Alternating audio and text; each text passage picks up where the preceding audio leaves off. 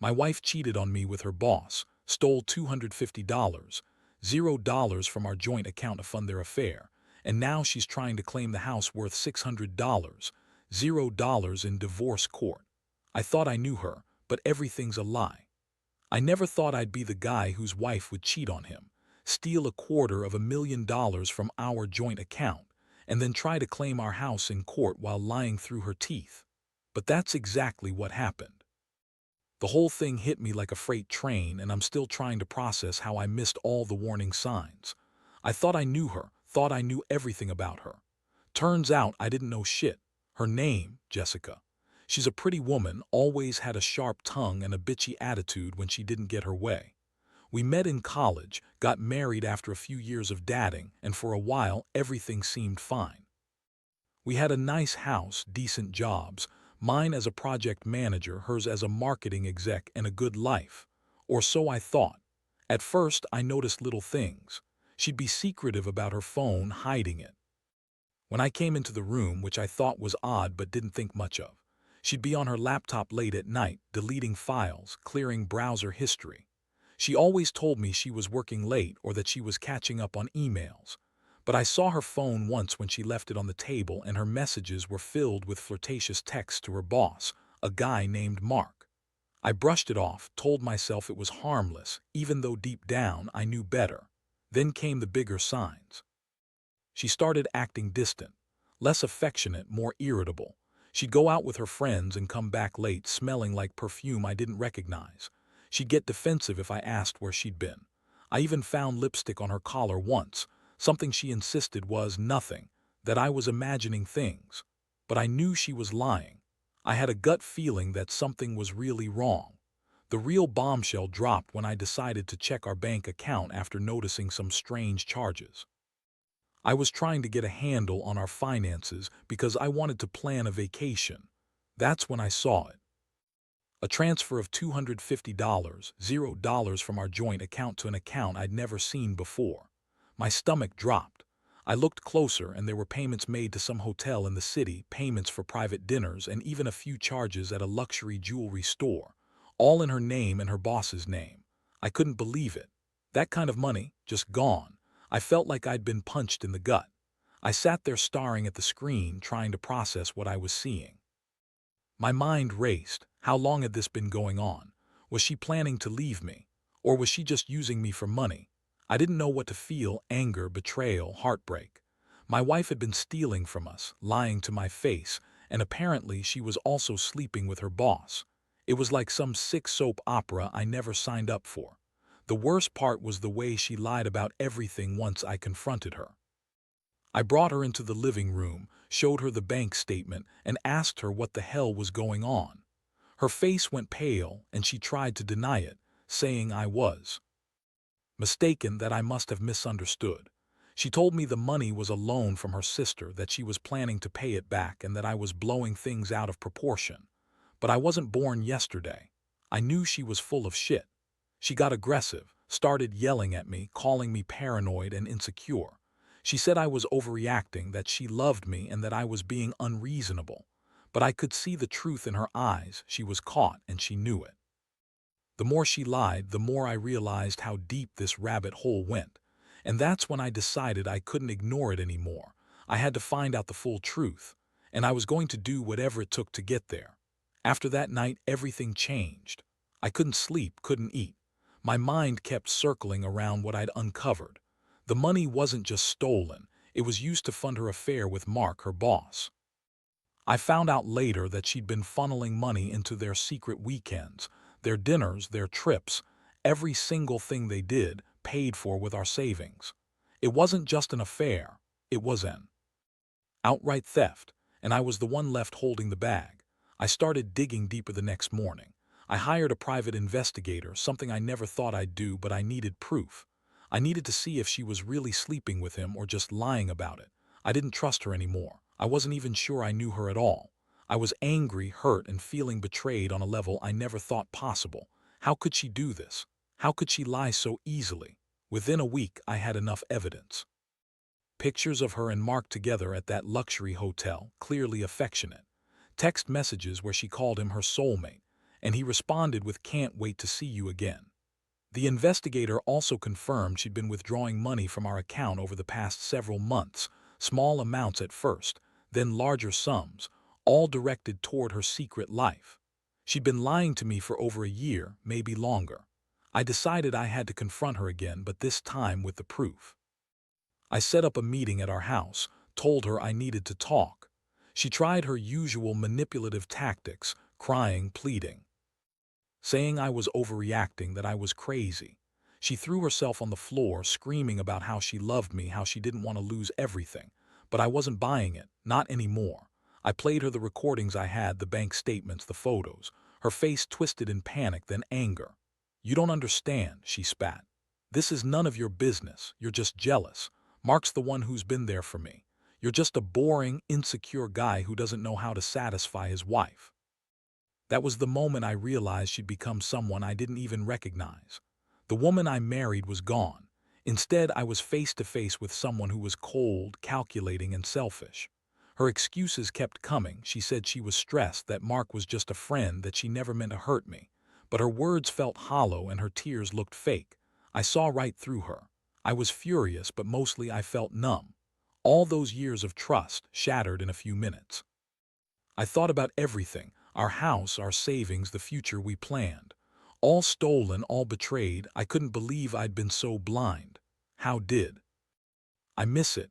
How did I not see that the woman I loved was capable of this level of deception? That night I didn't sleep. I kept replaying everything in my head. The betrayal, the lies, the money, so much money gone.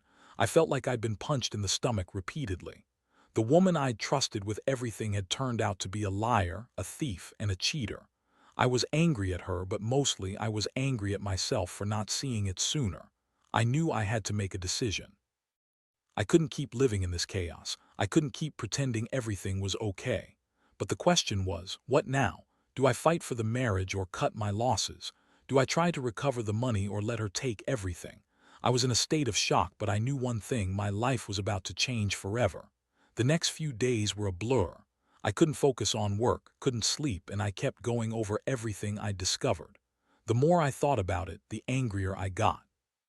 Not just at her, but at myself. How did I miss all the signs? How did I let her get away with this for so long? I kept asking myself these questions, but there were no good answers.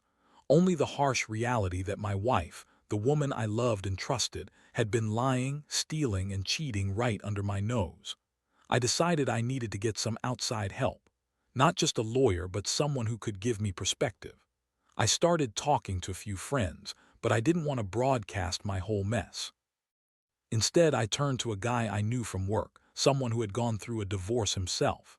He told me to gather all the evidence I could, to be prepared for the worst, and to think carefully about what I wanted next. That advice stuck with me. Meanwhile, Jessica kept up her act of being the perfect wife. She'd come home, act like nothing had happened, and try to smooth things over. She'd make me dinner, give me those fake tears, and say she was sorry. Sorry for what? For being caught. For losing control. Honestly, I didn't buy her apologies anymore. They just sounded hollow. Every time she'd cry or plead, I'd feel a mix of disgust and pity. Pity that I had wasted so much time on her, and disgust that she could lie so effortlessly. But then, out of nowhere, something else happened that threw me completely off balance. One evening, I was sitting in our living room, staring at the documents I'd collected: bank statements, hotel receipts, her texts, and I got a call. It was from a number I didn't recognize. I hesitated for a second, then answered. A voice on the other end told me to look into her phone, to check her messages, to see what she was hiding. I was skeptical at first, but I decided to do it.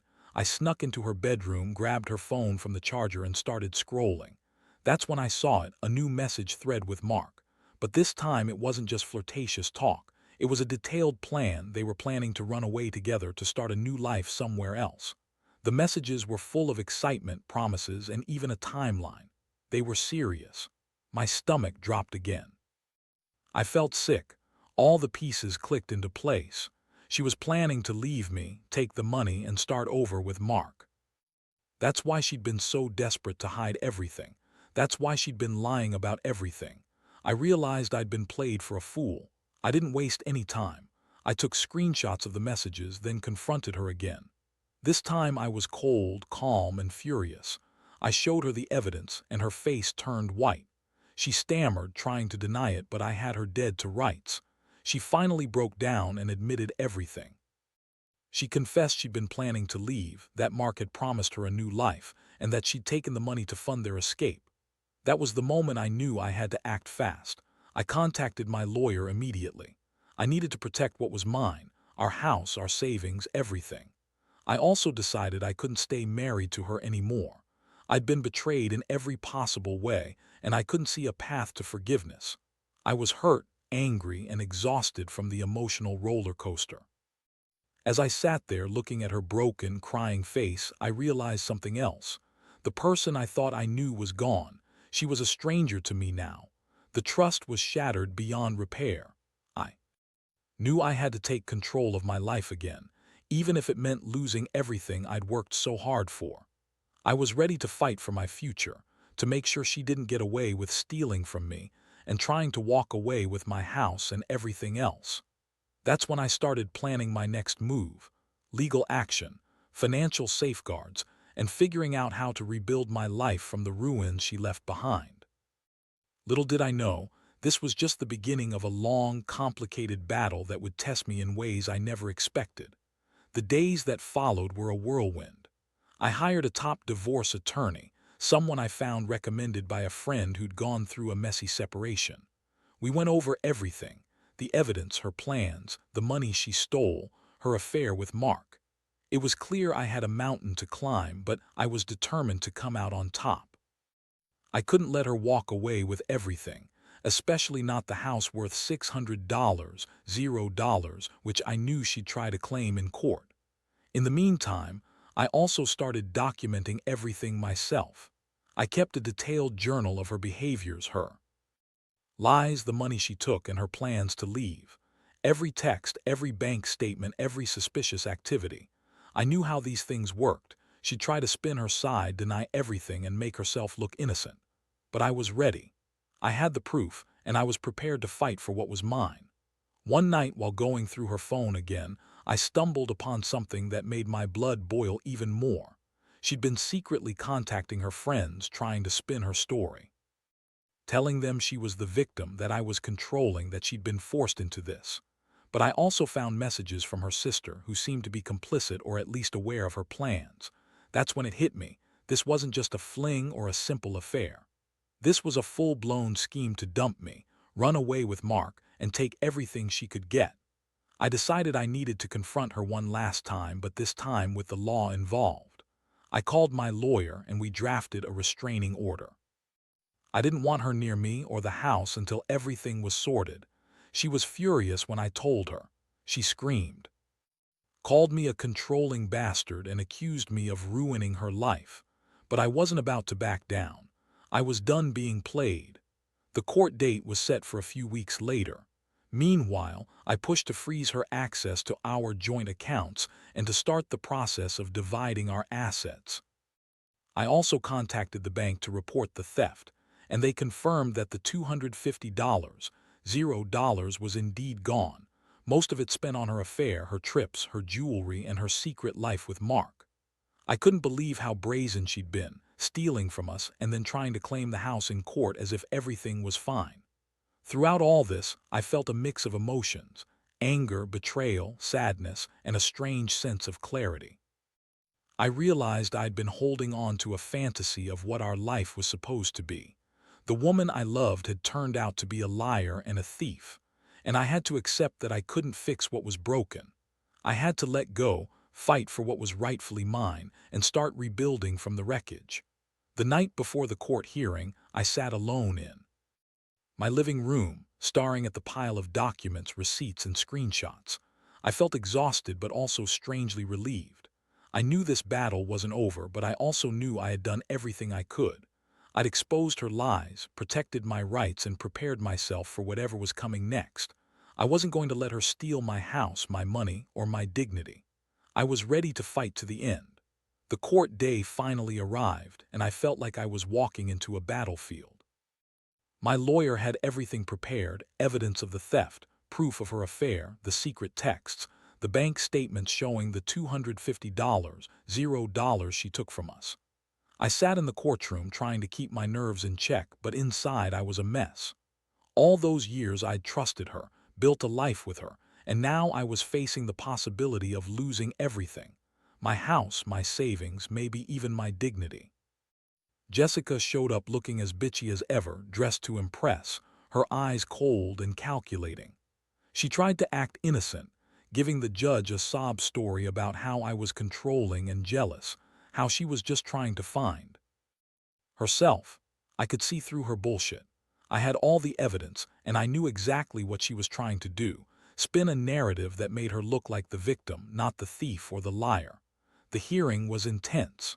My lawyer laid out everything, how she had stolen the money, her plans to run away with Mark, her attempt to claim the house. Jessica's lawyer tried to argue that she deserved half the property because she'd contributed to the mortgage and that I was unfairly accusing her. But the judge wasn't buying her excuses. The evidence was too overwhelming. The judge looked at her with a mix of disbelief and disgust. Finally, the judge made a ruling. She ordered Jessica to return the stolen money, at least the $250, $0, and denied her claim to the house, citing her fraudulent actions and breach of trust. She also issued a restraining order against Jessica, preventing her from coming near me or the house until the divorce was finalized. The relief was immense, but it was mixed with a deep sense of loss. I'd fought hard, but part of me felt numb. After the court, I felt a strange calm. The fight was over, at least for now. I knew there was still a long road ahead, dividing assets, dealing with the emotional fallout, rebuilding my life. But I also knew I'd won a crucial battle. I'd exposed her lies, protected what was mine, and taken back control of my life. In the days that followed, I started the process of moving out of the house. It was a painful experience, packing up memories, photos, and everything we'd shared. But I also felt a sense of liberation. I realized I'd been living in a nightmare, and now I was finally waking up. I knew I'd need time to heal, but I was determined to rebuild, to find myself again, free from her lies and betrayal. Looking back, I learned a lot from this mess. Trust is fragile, and sometimes the people closest to you can betray you in ways you never expected. I also learned that no matter how much you love someone, if they're capable of lying, stealing, and cheating, you have to be prepared to walk away. Because at the end of the day, your peace of mind and integrity matter more than any house or money. I'm still healing, still figuring out what's next, but one thing for sure, I won't let her betrayal define me. I'll rebuild my life, learn from this, and move forward. And if anyone else finds themselves in a similar situation, my advice is simple. Gather your proof, fight for what's right, and don't be afraid to walk away from someone who's not worth your trust. After everything, I've come to realize that trust, once broken this badly, isn't something you just fix overnight. It's shattered, and no matter how much you want to put the pieces back together, some cracks will always remain.